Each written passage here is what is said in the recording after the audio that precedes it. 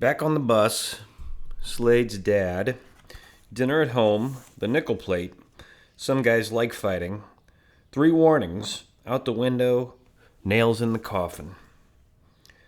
Okay, said Coach from the front of the bus, shouting back at us. We're going to eat at this restaurant, and I want to see you guys on your best behavior. They were the first words he'd spoken to us since we'd left the conference meet. We hadn't stayed for the awards.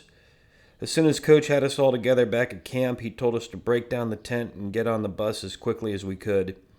It was just us guys that day. The girls' meet had been held elsewhere, thankfully. We nodded at him from our seats. The ride up to that point had been grim and silent. Slade sat holding a bloody rag wrapped around some ice to his face. Without the girls along, we each had our own seats. Most of the rest of us had our foreheads pressed against the seat in front of us. That position kept us from staring at Slade's screwed-up face. Also, we were low, and that posture, eyes down on the scuffed floor of the bus, shoulders slouching, fit our collective mood perfectly. We'd taken next to last, yet that seemed a minor disappointment compared to the shock of watching Slade's father beat him up in the finishing chute. The surreal event had continued when Coach jumped into the chute and wrapped his arms around the much larger man, Slade's dad, from behind. They'd both fallen to the ground then, Slade's dad kicking and yelling and Coach struggling to pull him away from his son. I'd heard about Slade's dad before. I'd never seen him until that day, but I'd heard of him. My father, aside from being a grocer, served as the town judge 1 day a week. He knew Tom Slade. He'd had him in court before. Knowing Tom Slade gave my dad a certain insight into Jeff Slade. Back when he was still talking to me, before my attempt to get Coach fired, he told me and Hyder a story about him. His dad's the meanest man in town, Dad said at the dinner table. I don't doubt the kid's dangerous. I'd guess his dad's been beating him up for years. Hyder had told the story of Slade and the man with the gun. I wouldn't get involved with that boy if I could help it. Tom Slade's currently not in jail, only because we don't know everything he's done. I'm sure of that. Dad salted his peas. Most men, their barks are worse than their bites. Tom Slade's the opposite. What'd you do, I asked, to make you say that, I mean? Well, said Dad. Mom spoke up then. Dear, she said, I don't think this is really good dinner conversation. Mom liked things to be pleasant, especially at dinner. Dad set the salt down. Okay then, he said. Hyder and I groaned with disappointment. I'll tell you later. And he did. After we moved our conversation to the living room, Dad continued the story.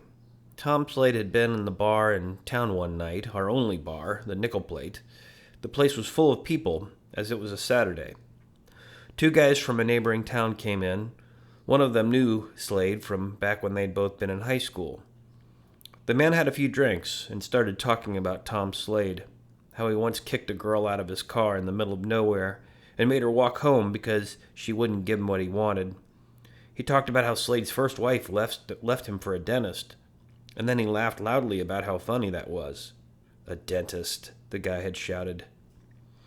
I guess the guy was after a fight, said Dad. I don't know why, but some people seem to like fighting. Hyder and I waited for the rest of the story. Dad turned on the television. It seemed he was done. Hyder went up to the TV and turned it off. Dad smiled. You want to know what happened? He asked. Yes, said Hyder. I nodded too. Well, Dad said, settling back into his chair. Slade finally hears the guy. He's been playing pool, minding his own business. But once he hears him, his business turns into shutting this guy up and teaching him a lesson. I'll give him credit. He gave the guy a chance.